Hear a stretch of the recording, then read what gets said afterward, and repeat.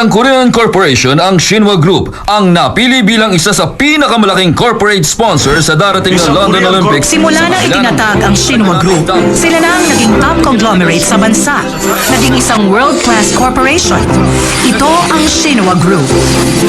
Mula sa electronic goods hanggang sa mga automobile, mula sa distribution hanggang sa communications. Naging bukang bibig ang nasabing company. Ito na ang isa sa mga successful companies ng Korea.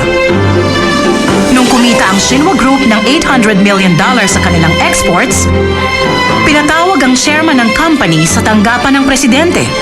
At sa halip na tanggapin ang medalya ng karangalan, sinabi ng chairman, "Mr. President, hayaan po ninyong magtayo ako ng isang eskwelahan para sa aking apo. Ito ang Shinwa School."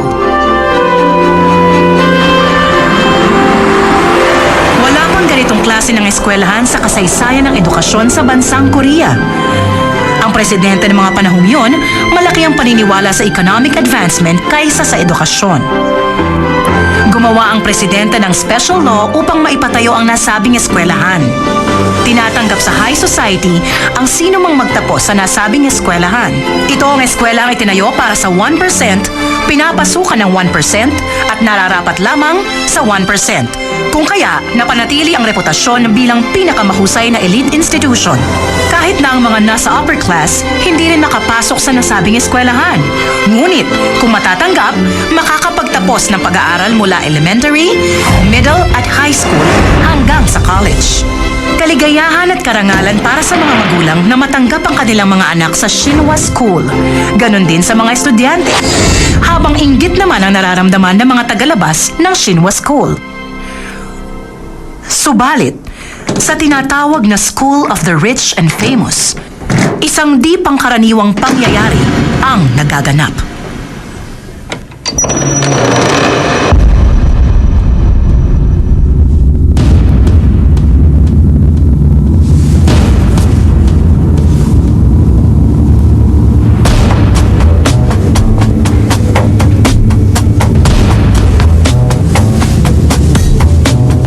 Kamusta kami na? Anong gusto mong gawin namin sa'yo?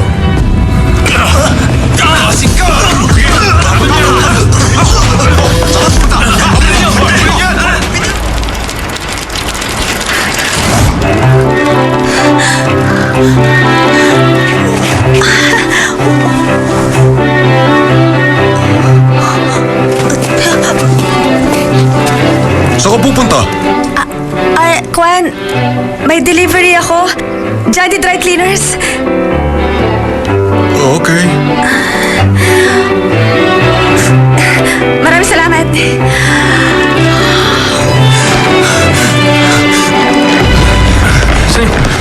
Bilis! Hanapin niyo!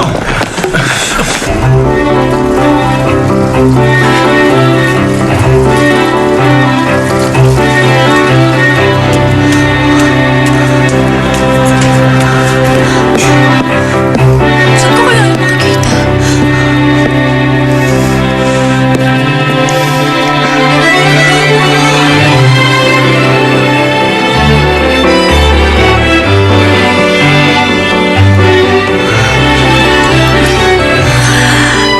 School pa talaga to? Si Limina! Nasa roof na si Limina! Bilisan nyo! Ano? Talaga? Ito? Kung ano mo ginagawa niyang drama? Hindi, duguan siya! Halika, tingnan natin. Ano natin, Diyos, dali. Limina? Limina?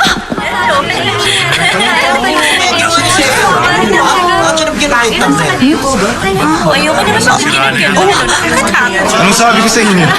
Hindi siya magtatagal ng isang linggo dito, di ba? Ano ka? Nakatagal siya ng 3 weeks dito. Pero 3 araw din siya lumaban. Itong gusto niyo mangyari, hindi ba? Sige. Ibibigay ko ang gusto ninyo.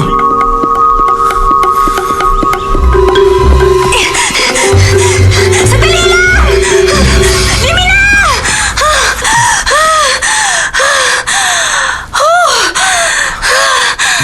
Bakit? Sino ba? Ako? Tinatanong mo kung sino ako?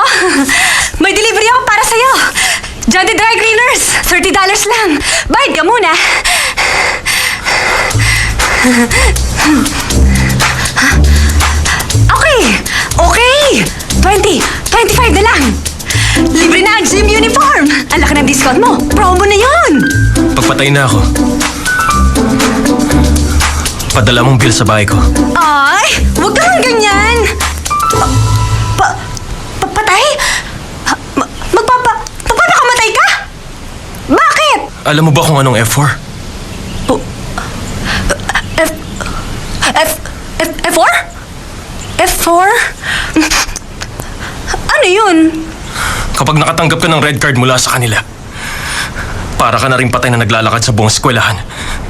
Tandaan mo yan. Bakit ka pumapayag na gawin nila sa'yo yun? Nagpapasikit lang yung mga yun! Mga duwag yun! Hindi yung lalaban ng harapan!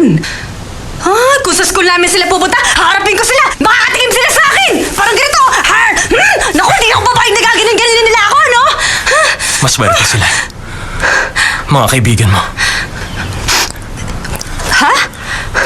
Dahil may kaibigan silang tulad mo. Hindi naman.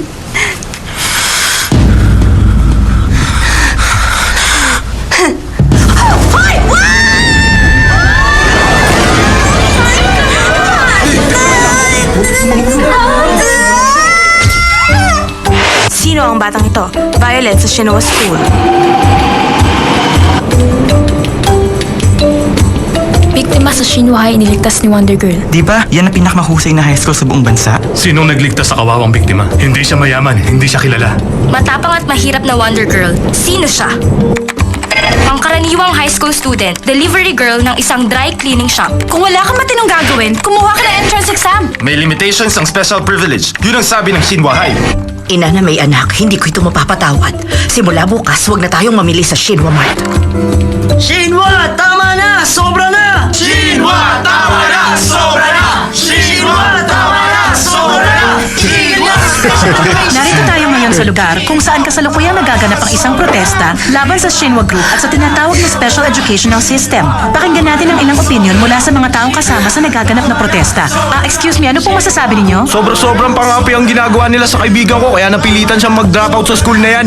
Hirap na hirap ang mga ordinary students sa college entrance exams. Pero mga bata sa school na yan, walang kahirap-hirap. Jandy, alam mo ba kung anong tawag nila sa'yo ngayon? Ang tawag nila sa'yo, Wonder Girl. Ang tunay na Wonder Woman ng bagong generation. Jandy Dry Cleaners, sikat ka na! Yeah! Pwede ba tumigil na kayo? Bakit? Pero, ang Flower 4, hindi ko alam kung talaga magwaping nga sila. Matutupad ang lahat ng pangarap ko kung makikita ko sila ng personal. Flower 4? Flower 4? Oo nga. Tama, 4 flies. Mga langaw sa basurahan.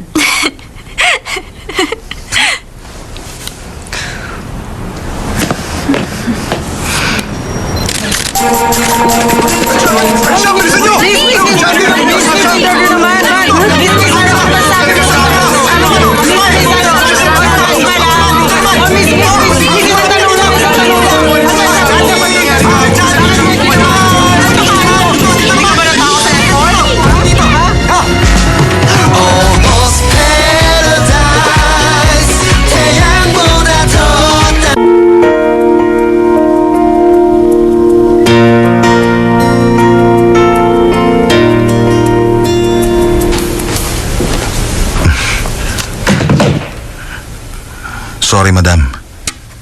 Under control na po ang PR department. Nakikipag-usap na po sila sa press. Sa palagay mo ba, under control na ang situation? Bakit mo pinayagang madawit ang pangalan ni John Pio sa iskandalong ito at talathala sa newspapers?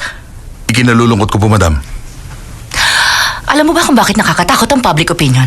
Dahil mangmangang publiko. Kapag nagsimula na silang kumilos, imposible na silang mapigilan. Hindi mo na sila makukuha sa anumang paliwanag. Kung sino man na nagsimula ng apoy, siya din dapat ang pumatay. Madam, nasa linya po ang Prime Minister. Yes, this is Kang Hiso speaking. Oo nga, nagiging entertainment na ang mga pangyayari.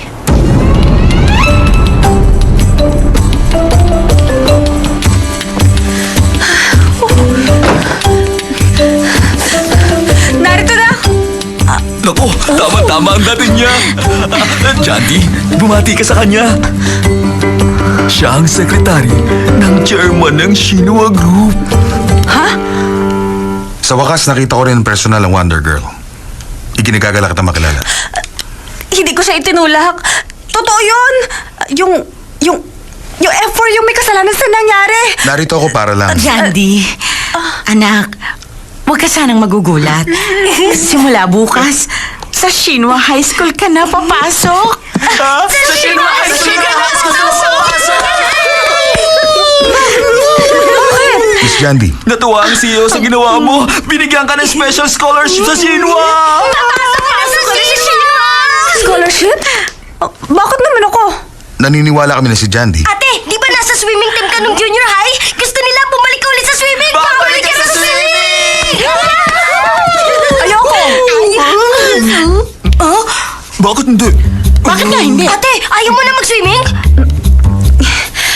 Sir, masaya na po ako sa buhay ko ngayon. Hindi ako nababagay sa school na yon. Kaya hindi ako papasok sa Shinwa High. Sorry, kung pwede lang, makakaalis na kayo. Ano? Jandy, pag-isipan mo sinabi ko. Ay, hindi! Hindi pag-iisipan. Papasok ka sa buhay sa Shinwa High School. Papasok ka. Ako na pong bahala sa kanya.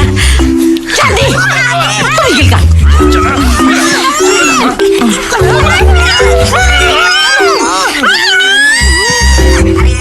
Kung ganon, aasahan namin siya bukas sa school. Ano man ang mangyari, papapasukin ko siya bukas. Pakiusap, basta't papasok siya.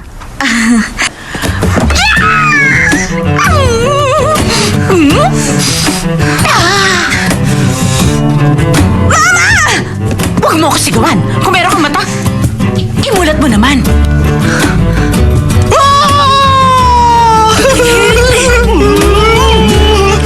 Shinwa High! Shinwa High! Shinwa High! Shinwa High! Shinwa High! Ate, hindi ko alam na darating ang swerteng ganito sa buhay natin. Sa unang pagkakataon, natutuwa na akong naging kapatid mo ako. Ate! Shinwa High! Shinwa High! Tingnan mo naman ang ama't kapatid mo. O ano, hindi ka pa rin ba papasok sa Shinwa High School? Ayoko pa rin pumasok. Mama, hindi ako papasok sa school na yon. Yan ang school na pangarap ng mayayaman para sa kanilang mga anak. Pero ikaw, bakit ayaw mong pumasok doon? Sinisiraan yung Shinwa High School na yun, tapos ngayon gusto niyo ako pumasok doon? Noon yun, hindi ko naman alam na papasok ka sa school na yun. Pero iba ngayon, para kang tumama sa loto. Grasya na bumagsak galing sa langit. Sino ka naman para tumanggi? Hindi ko pa alam, Mama. Pero kinakabahan ako. Pero ano man ang sabihin nyo, hindi ako papasok sa school na yon. Kaya mas mabuti pa, yun na lang ang tanggapin nyo, okay? Pero Jandy, gusto mo pa rin mag-swimming, di ba? Magandang pagkakataon na ito para matupad ang pangarap mo. Ano naman po ang tingin nyo sa akin? Isasanla ko yung kaluluwa ko para lang makapag-swimming? Hindi ako pupunta ron. Ayokong pumasok doon. Hindi na lang!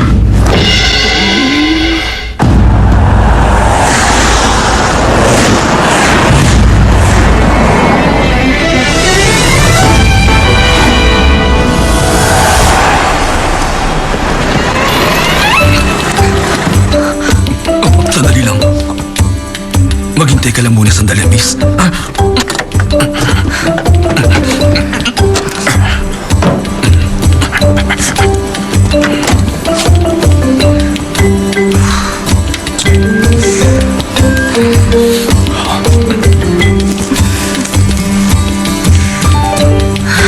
Papasok na po ako. Good luck, Jandy! Sige na. Jandy's Dry Cleaning Service! Ito ang Jandy's Dry Cleaning Service! Pick up at delivery! Jandy's Dry Cleaning! Jandy's Dry Cleaning Service! Ito ang Jandy's Dry Cleaning Service! Libre ang pick up at delivery! Almost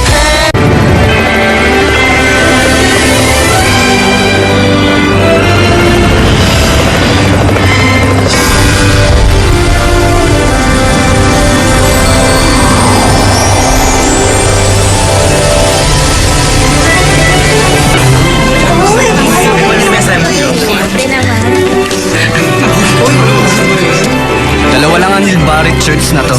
Imported. Sa akin yung isa. At nakanino yung isa? Nakanino? Nakay Book Jung Yo.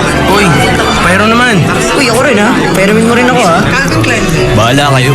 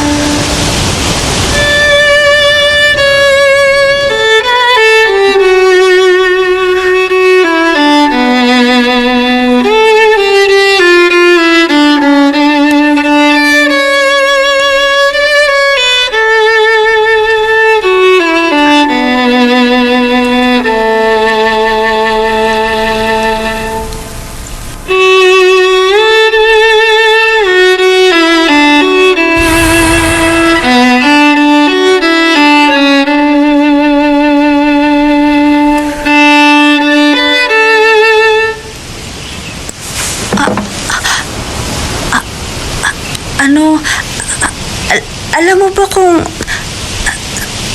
nasaan yung swimming pool dito?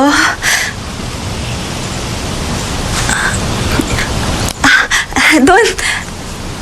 Salamat ha. Sige, sorry ha. Ituloy mo na yung pagtugtog mo. Bye-bye.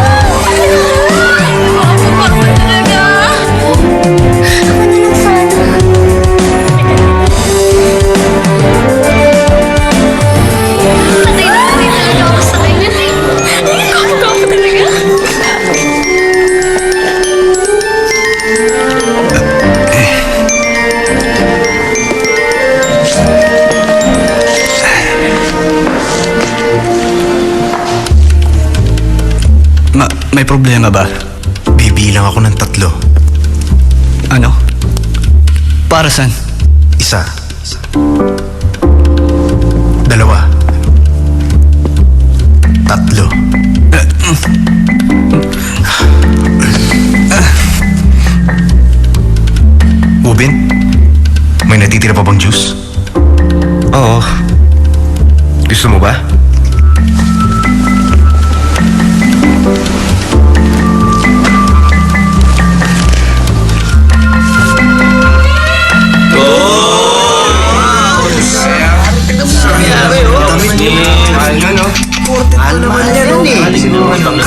Tinapunan lang. Grabe.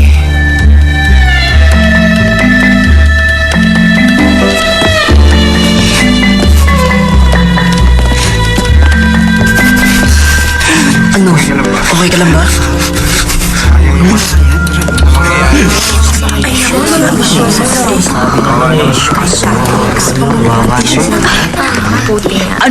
Ano ba yun? Grabe naman pala yung topak ng lalaking yun. Grabe. At hinayaan lang niya yung gawin niya sa kanya? Yung iba nanood lang. Oh my God! Watch out ka nga sa pagsasalita mo.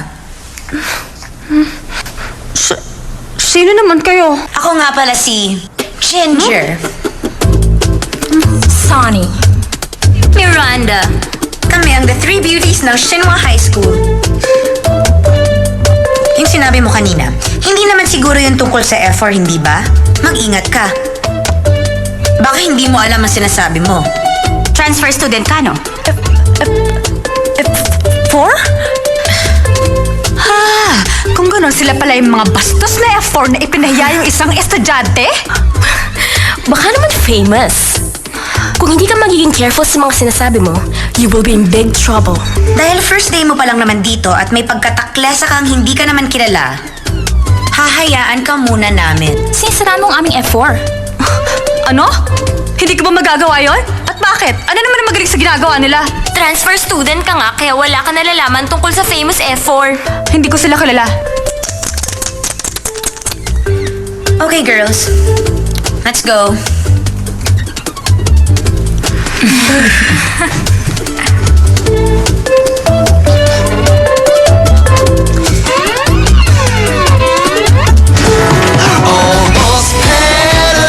Song Wubin, anak ng chairman ng Imsil Construction Business at siya rin ang magiging tagapagmana. Nasa real estate business din sila at pag-aari nila ang kalahati ng Jeju Island. Kilala ang kanilang pamilya dahil sa kanilang koneksyon sa mafia. Sila pa rin ang nagmamay-ari ng malalaking nightclub at high-class bars. Napakayaman talaga ng kanilang pamilya. Si So Hee-jung, nagsimula ang kanyang artistic debut noong 16 years old pa lamang siya. Nakilala siya bilang isang ceramics artist. Malaking art exhibit ang ginaganap every 2 years. Napili siya ng UNESCO bilang isa sa mga best young artist. Mabuti na lang, may isa sa kanila na may magandang ginagawa. Hindi mo na iisiping mahihirap ang mga artist ngayon. Ang kanyang grandfather ay ang sikat na si So Yun-ho. Pamilya nila ang may-ari ng Musong Museum. Sila ang may-ari nun? Napakayaman pala nila. Huwag mo na kayang alamin lahat. Baka maloka ka lang.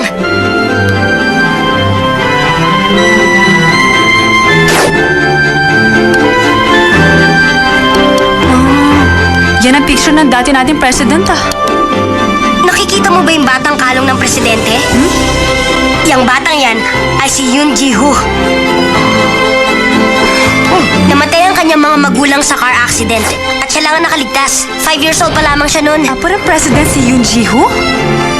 Alam mo ba yung Suam Art Center kung saan nag-perform si Sarah Chang? Pag-aari yun ng Suam Cultural Foundation. At meron din silang European soccer team at isang Major League Baseball team. Ingit na ingit talaga ako kay Ji-hoo. World's richest youngster. Kilala mo na siya, hindi ba? Siya ang anak ng may-ari ng pinakamalaking business conglomerate sa Korea. Siya si Go Junpyo, ang leader ng F4.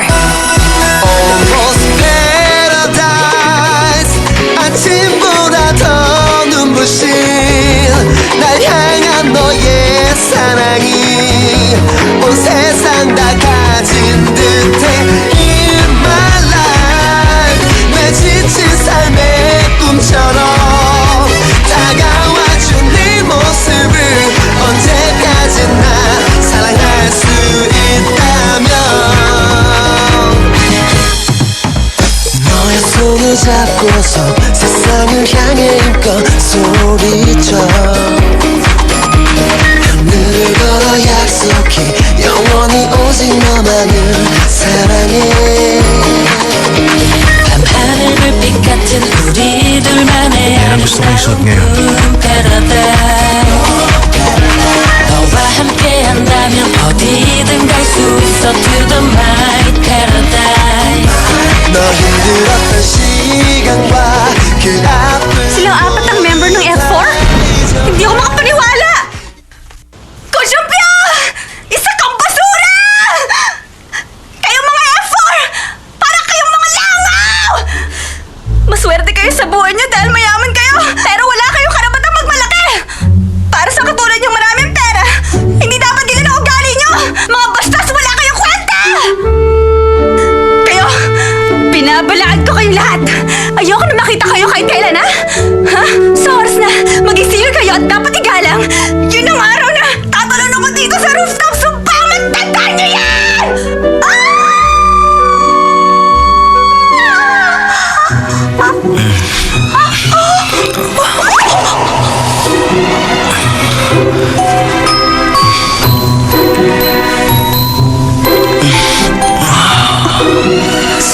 Hyunjiho? Alam mo, istorbo ka talaga.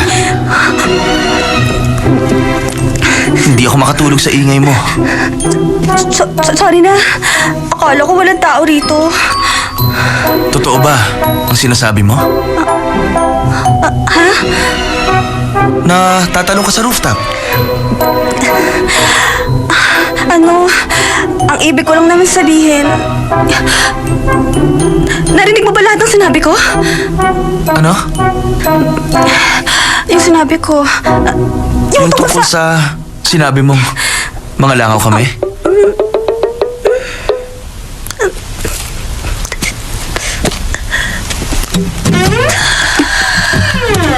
By the way, Junpyo yun. Ha? Go Junpyo. Hindi Go Junpyo. Kung magagalit ka, at least alamin mo naman kung anong tamang pangalan niya.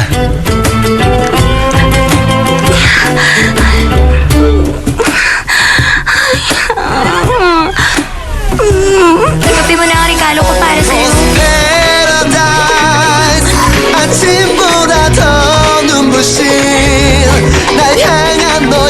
May gusto ka ba sabihin? Ikaw! Talaga bang hindi ka marunong gumala sa kapwa mo, ha? Minji!